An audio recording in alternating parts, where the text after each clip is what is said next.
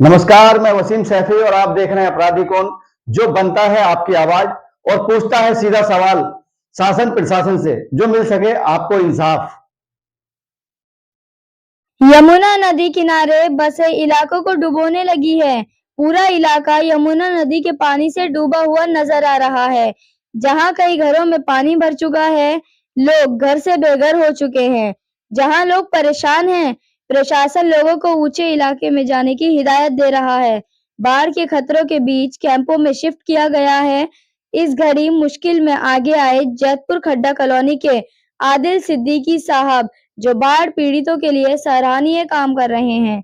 बाढ़ पीड़ित परिवार को खाना उपलब्ध करा रहे हैं। वहीं दूसरी तरफ प्रशासन की तरफ से अब तक कोई सुविधा, किसी प्रकार की मदद नजर नहीं आ रही है। ऐसे में आदिल सिद्दीकी साहब का यह कदम इन बाढ़ पीड़ितों के लिए राहत की बड़ी किरण साबित हो रही है। देखिए दिल्ली से वसीम सैफी की ये रिपोर्ट।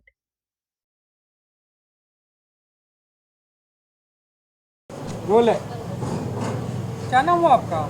मेरा नाम है मोहम्मद आदिल सिद्दीकी। आदिल जी, जिस तरीके से यमुना क्षेत्र में बाढ़ से प्रभावित हुए हैं लोग, चाहे दिल्ली हो या हरियाणा हो, प्रभावित है, काफ़ी ज़्यादा लोग प्रभावित है। पीछे कॉलोनी में भी देख रहे हैं, लोग विस्थापित कर रहे हैं। ऐसे में आप लोग कैसे साथ में खड़े हैं एक दूसरे के लिए? देखिए कि ये हमारा गार्डन है और ये सारा यहाँ पर जो है पानी भर चुका है इस तरीके के साथ में। तो जब हम लोगों को पता लगा कि जी पानी आ रहा है यहाँ पे इस तरीके के साथ में अंदर आया, हमने जितना हो सकता था ज़्यादातर लोगों को, फैमिली को अंदर रखा। लेकिन पानी जब ऊपर आ गया तो अपने उन लोगों को ऊपर शिफ्ट कर दिया।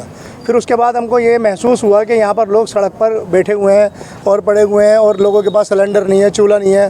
तो इसको देखते हुए, मद्देनज़र रखते हुए, गवर्नमेंट का यहाँ पर हरियाणा के अंदर अभी तक हमने कोई भी ना तो कैंप देखा है ना कुछ देखा है। सिर्फ एक पानी का टैंकर तो यहाँ पर आया, इसके अलावा कुछ नहीं आया।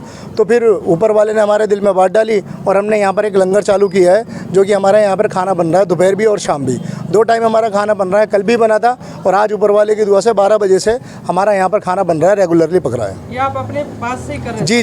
जी बिल्कुल मैं अपने पास से कर रहा हूँ। कुछ मेरे साथ में साथी हैं जिन लोगों की मदद मुझे आज मिली है। जिस तरीके से दिल्ली सरकार वहाँ सुविधा दे रही है, क्या हरियाणा सरकार दे रही है? कोई सुविधा नहीं दे रही है। कोई सुविधा नहीं है अभी तक। कितने लोग आपके आसपास होंगे जो इससे प्रभावित हैं? हज़ारों से ज़्यादा लोग प्रभावित हैं इसके अंदर यहाँ पे। और रह रहे हैं अभी वो लोग? ये सब लोग कोई सड़क पे रह रहे हैं, कुछ मेरे यहाँ ऊपर रह रहे हैं, कुछ सामने यहाँ पे एक सरकारी स्कूल है दिल्ली सरकारी, तो वहाँ पर रह रहे हैं। 10th तक का स्कूल है वहाँ पर रह रहे हैं। कुछ रोड पे सड़कों पर रह रहे हैं। आदिल जी, जो आपने जो भोजन की व्यवस्था की है, ये जी, कितने दिनों से चल रहा है? ये सर अभी आज दूसरा दिन है। ये कल हम लोगों ने स्टार्ट किया था, कल दोपहर को स्टार्ट किया, फिर कल शाम को किया। आज दोपहर 12 बजे से रेगुलर चल रहा है ये, जो अभी तक रेगुलर ही बन भी रहा है। आप अभी देखेंगे तो अभी भी पूरी सब्जी रेडी हो रही है। कितने लोग खा लेते हैं यहाँ के? सर ऊपर वाले की दुआ से आज तो कम से कम 400, 500, 600 के आसपास, कोई आइडिया नहीं है कि कितना खा चुके हैं। अब लगा लीजिए आप अंदाज़ा, इस वक्त के 4 बज रहे हैं, 12 बजे से रेगुलरली लोग खाना ही खा रहे हैं। शासन प्रशासन से कोई सहयोग? एक पैसे का कोई सहयोग नहीं है सर। किसी प्रकार की कोई बीमारी, इस तरह की चीजें हो जाए बीमार, तो क्या करते हैं? अभी तक तो इस तरीके की कोई चीज़ सामने आई नहीं है। जब इस तरीके की कोई चीज़ सामने आएगी तो उसको भी फेस करेंगे। जितना हमसे हो सकेगा उतना लोगों की मदद करेंगे। मेडिकल कोई सुविधा नहीं दी? अभी कोई मेडिकल सुविधा नहीं है किसी भी तरीके की। कहना चाहते हैं हरियाणा सरकार से? हरियाणा सरकार से बस यही कहना चाहेंगे कि जब यहाँ पर लोग रह रहे हैं, जब लोग इस तरीके की परेशानी के अंदर है, तकलीफ़ के अंदर है, तो लोगों को यहाँ पर आना चाहिए, यहाँ के लोगों को भी आना चाहिए। क्योंकि जो सामने का हमारा इलाका है, ये सब पैसे वाले और मजबूत लोग हैं, क्योंकि सब नंबरदार और बहुत अच्छे तरीके के साथ में मजबूत सारे लोग हैं। सभी लोगों को आगे आना चाहिए। ये तो इंसानियत का काम है और इसमें सबको एक दूसरे के साथ में मिलकर खड़े होना चाहिए। कोई MP MLA से कोई सुविधा मिली? कोई सुविधा नहीं है अभी तक। उधर भी बीजेपी की सरकार है, इधर भी बीजेपी की, लेकिन वहाँ पर सुविधा है। वहाँ पर राम सिंह नेताजी ने भी अपना कैंप लगा रखा है और भी लोग बहुत आ रहे हैं। दिल्ली में बहुत मदद है, लेकिन हरियाणा के अंदर आप अगर इस पर सर्वे करना चाहें तो आप चौकी से लेके और आप आगे अटल चौक तक चले जाइए, आपको कोई भी कैंप इस तरीके का नहीं मिलेगा कि जिससे लोग आराम से रह सकें या उन लोगों को कोई गवर्नमेंट की तरफ से सुविधा मिल रही हो। हमारे चैनल के माध्यम से क्या संदेश देना चाहते हैं? आपके चैनल के माध्यम से मैं लोगों को ये संदेश देना चाहूँगा कि पहले तो सरकार के लिए कि सरकार को यहाँ पर सर्वे करना चाहिए। हाँ, पुलिस आती है लोगों को सिर्फ इसके लिए कहने के लिए कि आप लोग वहाँ से बाहर निकल जाएं, ताकि कोई अनहोनी हो तो उससे बच सकें।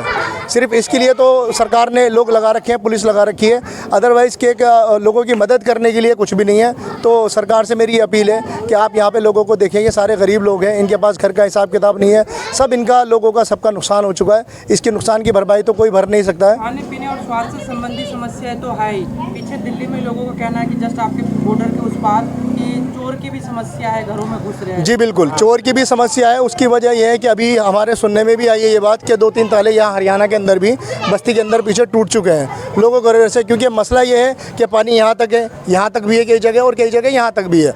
अब प्रशासन तो जाने नहीं दे रही है अंदर, लेकिन जो लोग जिसको चोरी करनी होती है वो तैर के अपने जाते हैं और ताला तोड़कर, और उसमें से जो जो कीमती सामान है वो वहाँ से निकाल रहे हैं। क्योंकि ऐसा हुआ है कि लोग बहुत सारे ऐसे थे कि अचानक भागने पड़े, अचानक लोगों को क्विट करना पड़ा वहाँ से। तो कई लोगों का जेवरात भी है, पैसा भी है, तो एकदम वो ध्यान में नहीं रहा, जिसके जैसे निकल सका वो निकल लिया। जो कीमती चीज़ें वहाँ पर है वो सारी चोरी हो रही हैं। अब तक के लिए बस इतना ही, फिर मिलते हैं। देखते रहिए अपराधी कौन। जिसने हमारा चैनल सब्सक्राइब नहीं किया है तो वो सब्सक्राइब जरूर करें। धन्यवाद।